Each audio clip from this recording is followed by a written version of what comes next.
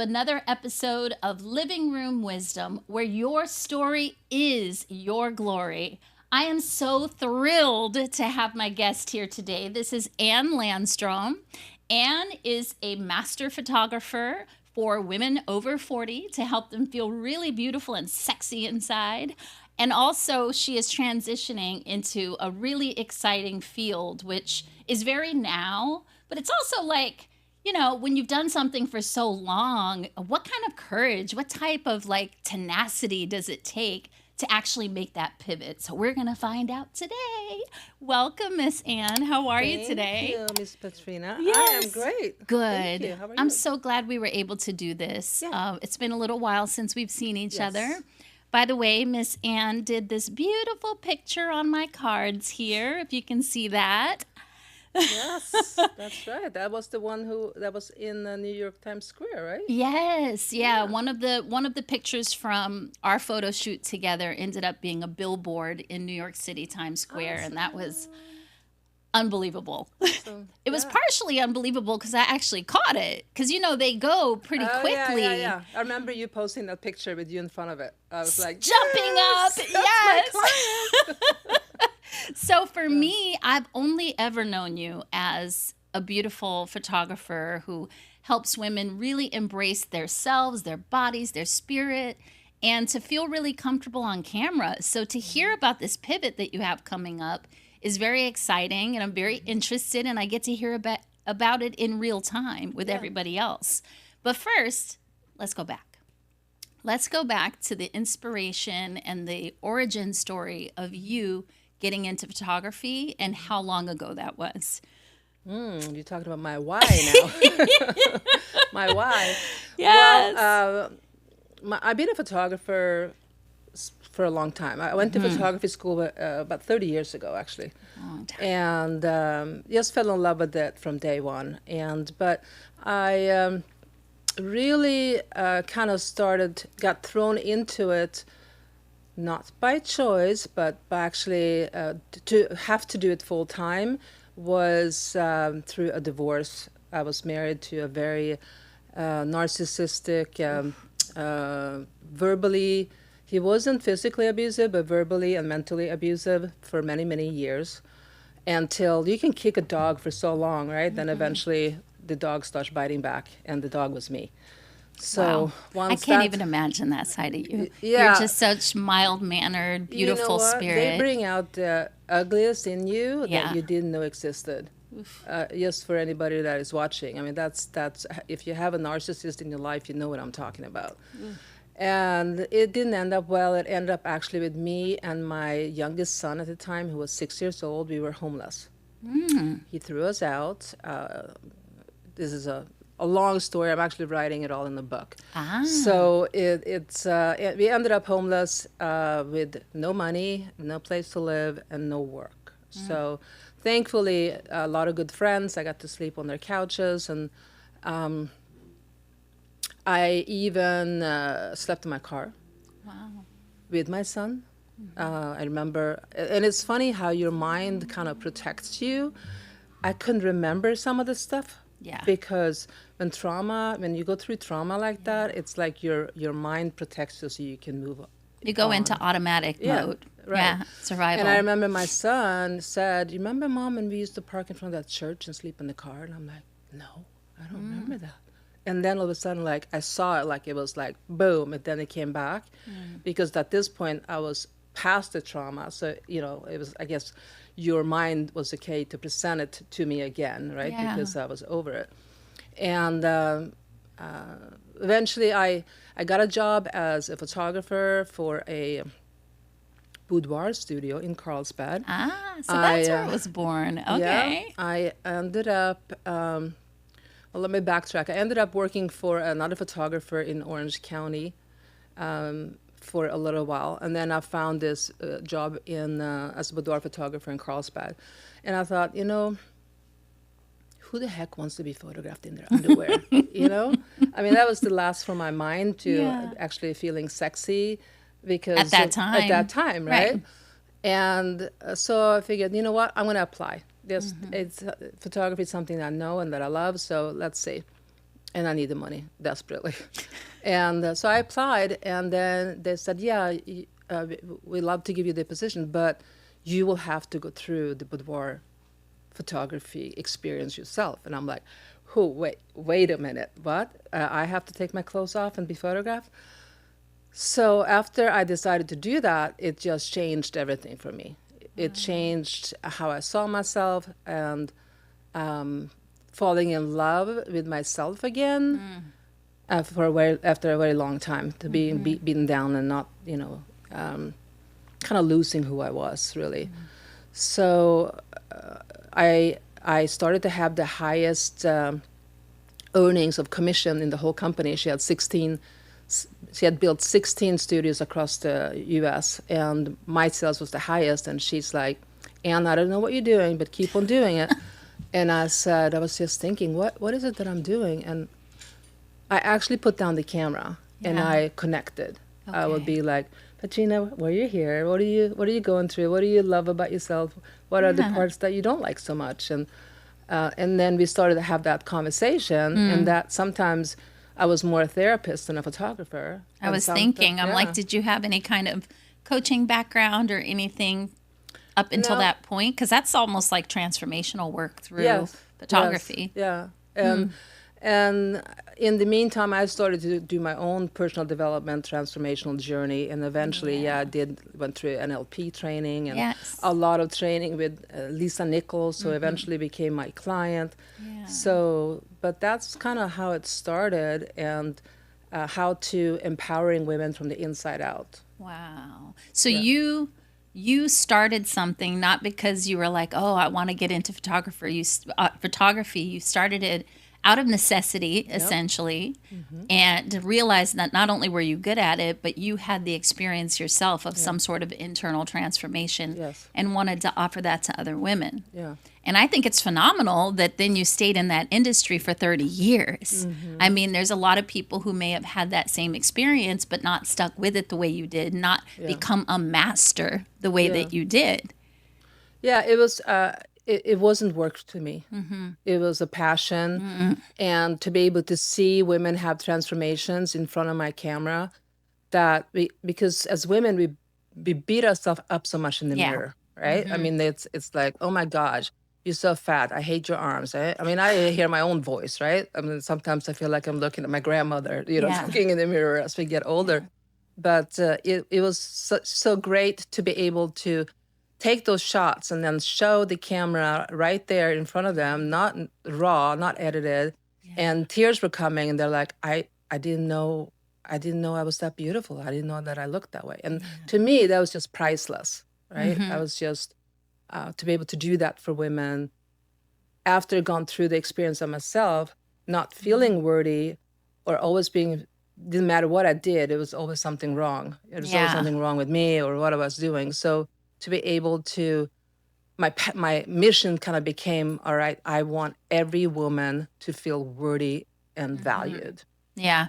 And I can imagine going through an experience like that you start to speak to yourself as badly as the perpetrator is speaking to you. Yeah. And then that brings about kind of resentment and shame for yourself. Yeah. And so my thought would be that it would be hard for me to look at my own self in the mirror, knowing that on some level I was not denying self, that I was betraying myself. Yeah. So were those some of the feelings when you would look at yourself prior to the boudoir photo shoot? Yeah, I mean, I lost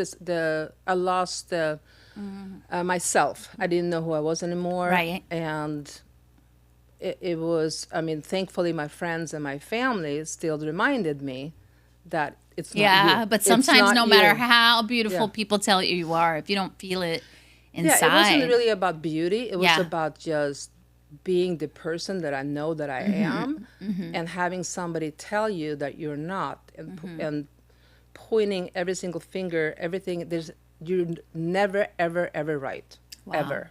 And everything goes back to you, that it's your fault. Jeez. So how did you get through that then?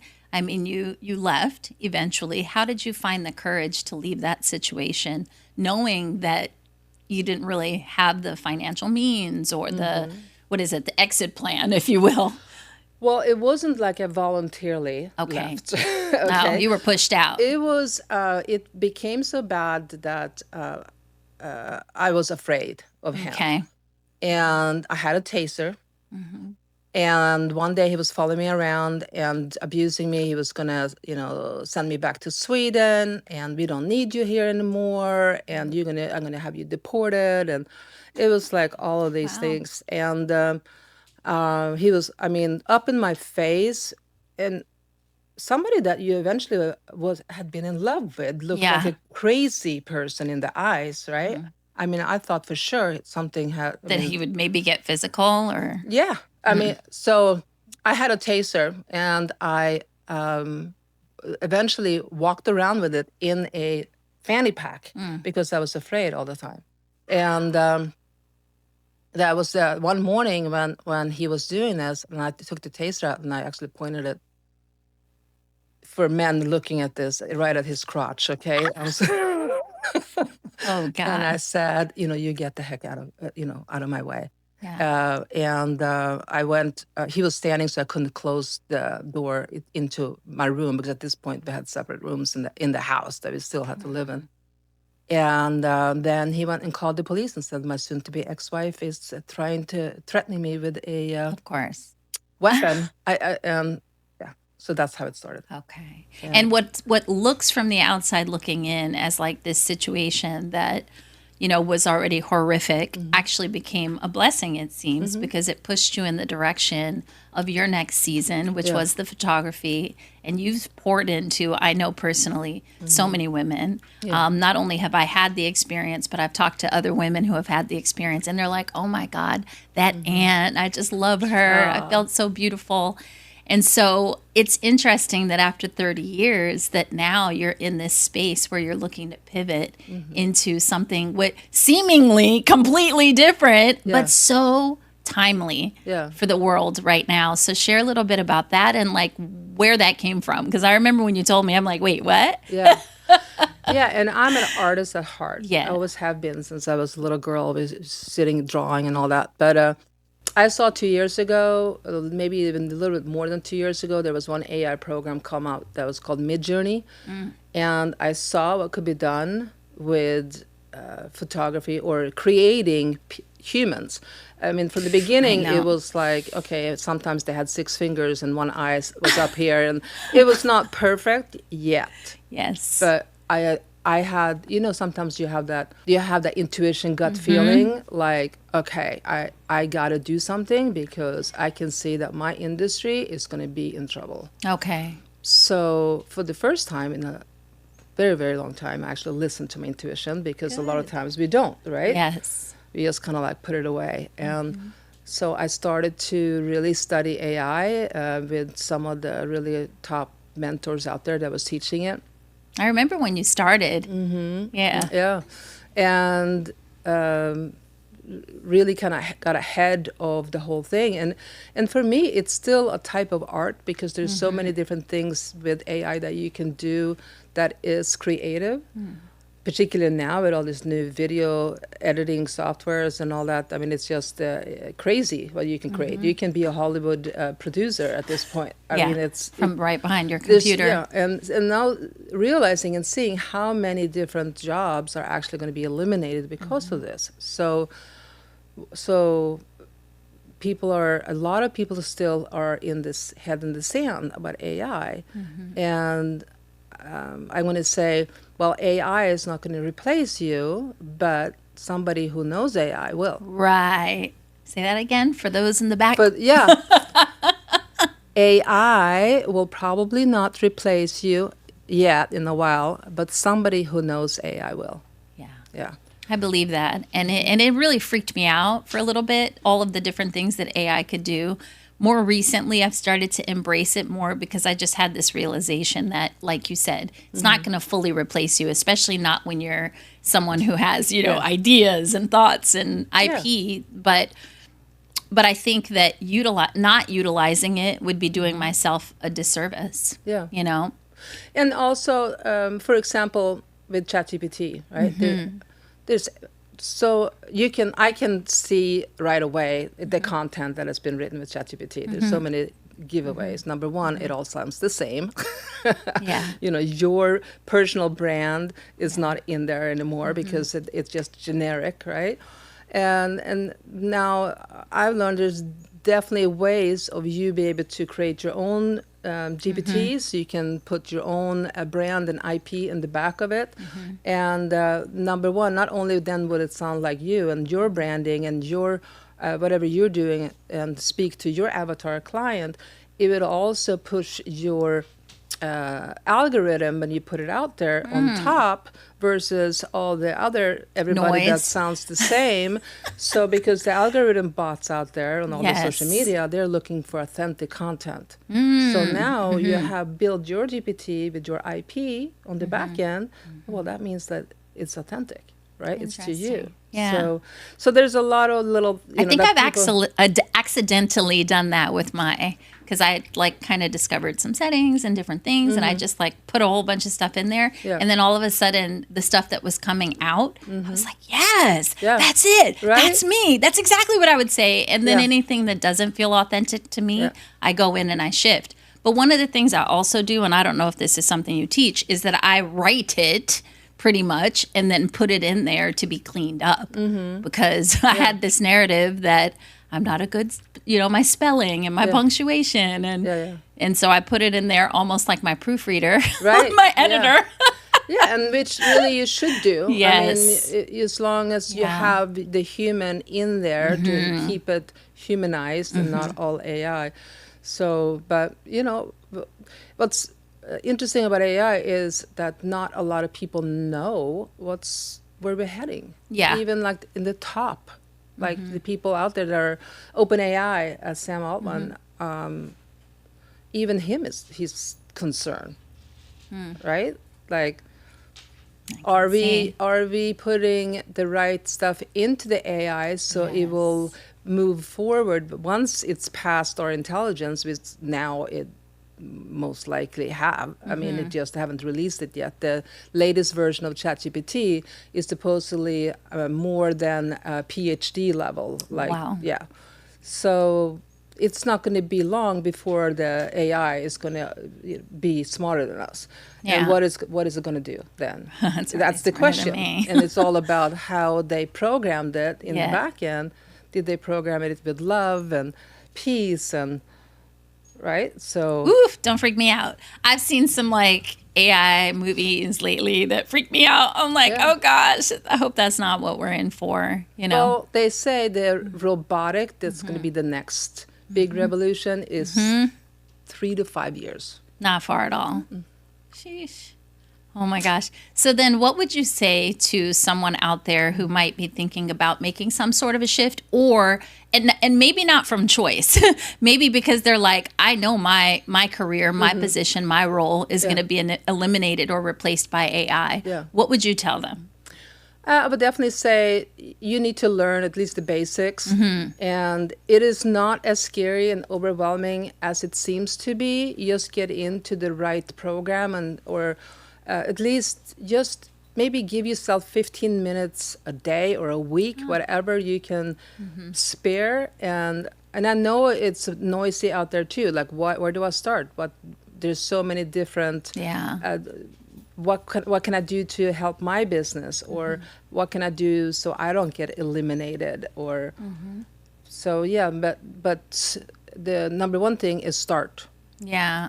I feel like I just scratched the surface. Like I use the Chat GPT. I just started using some of the video editing softwares that include AI, and that's kind of cool. But even with that, I haven't really dived in and started adding B-roll and voiceovers and all the different things that you can do, because you could literally just sit for hours and go down the rabbit. Oh my gosh!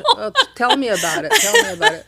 Yeah, and just want to add one thing is AI safety, because we're now coming into a world where there is cloning, voice cloning, people cloning. That's the part that and concerns you're not me. going to know is this the real Patrina, or is this Patrina's avatar that somebody created. Can you give us the pros and cons of those avatars? Because that is the biggest piece that freaks me out.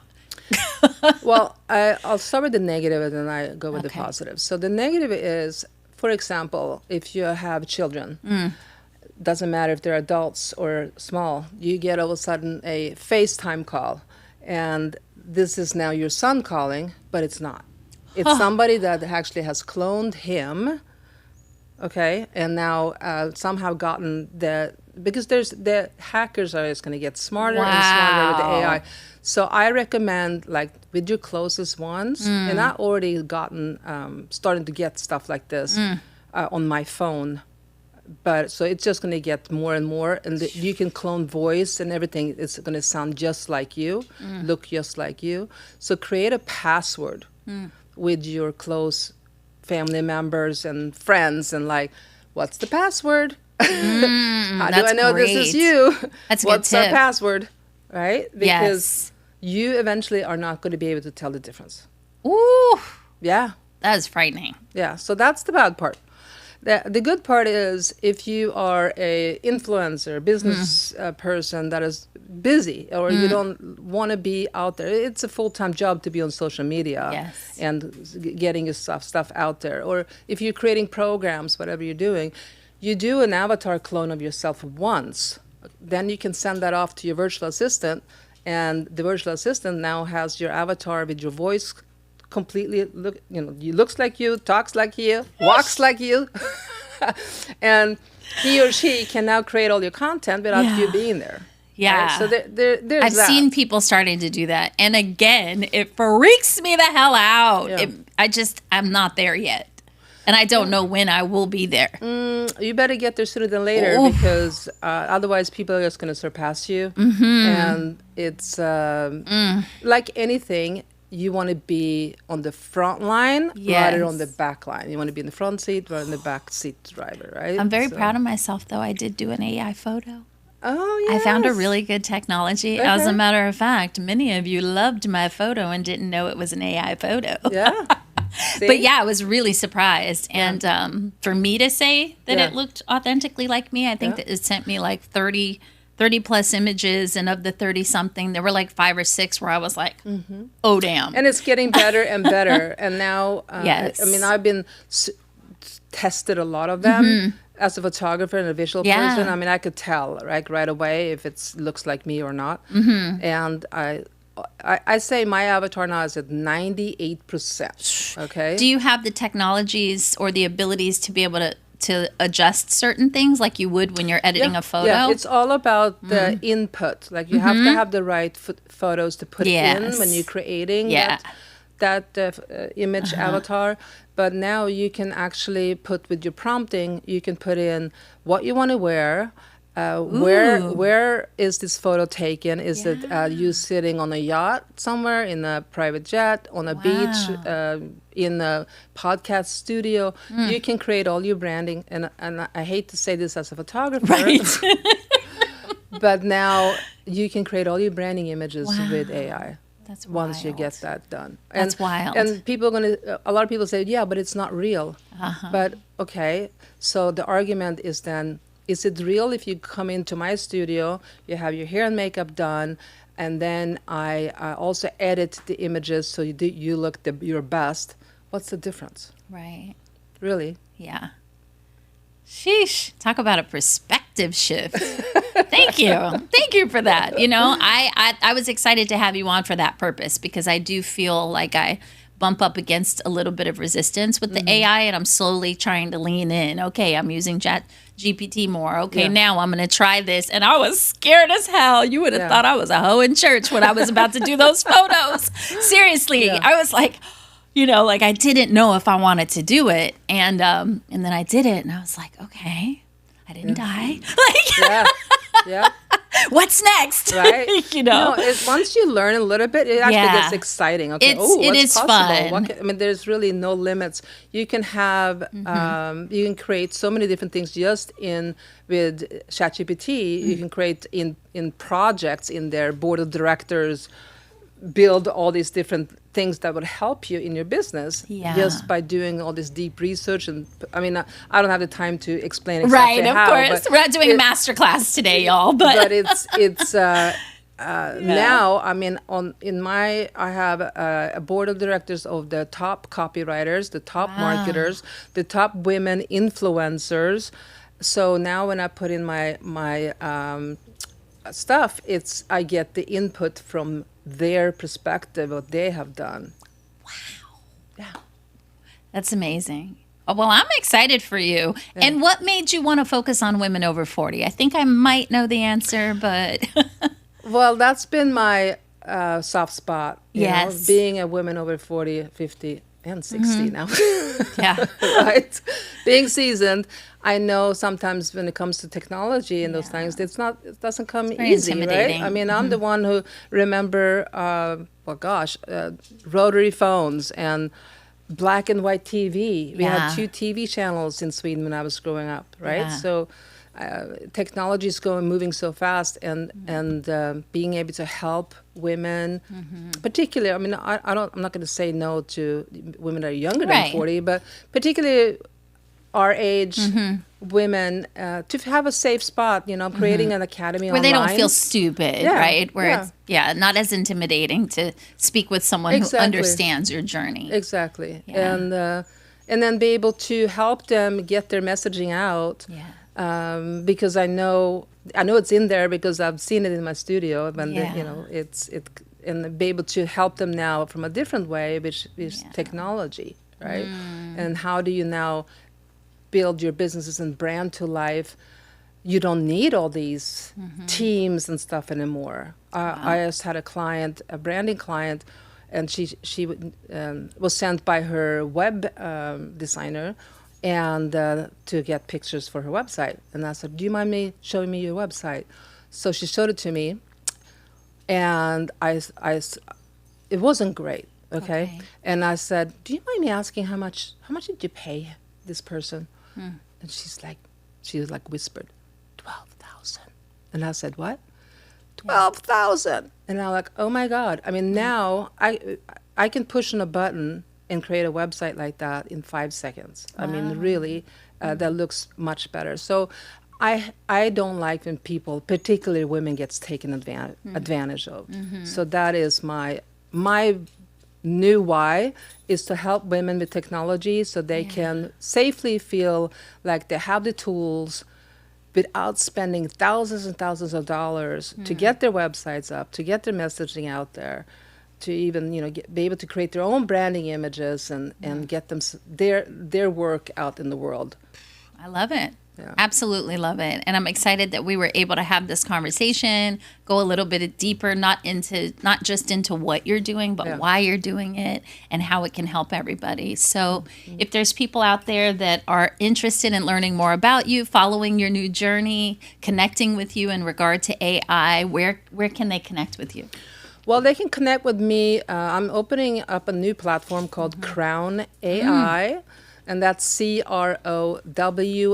CROWNE.ai. So you can go on crown.ai, crown with an E, and see what we're doing. I'm doing a membership platform to start with, where we have weekly classes. Okay. And so we have an hour a week teaching AI, and then there will be also Q&As. So they can come back, go home, practice, and then come back and ask all the questions. All the replays will be in the membership. So it's a membership.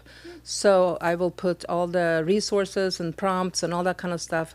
Plus, I want to create a community so women can get to know each other, network. I have master classes with other women coming in to speak. So you can come in and speak to the community. And so I'm super excited. That sounds amazing. And then what about social media channels? Where do you hang out?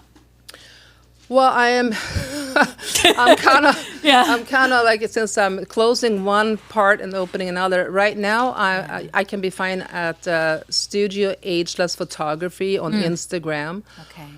Link, But that might shift.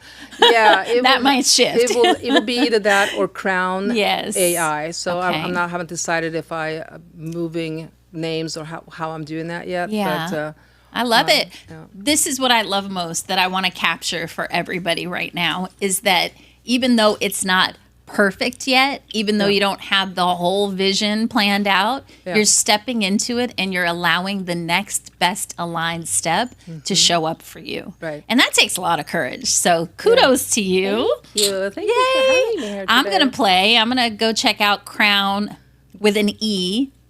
.ai. .ai Yes. and get involved. I want to learn more. You know, I want to show you the queen that you are, right? We're going to crown you with your queen in the AI technology.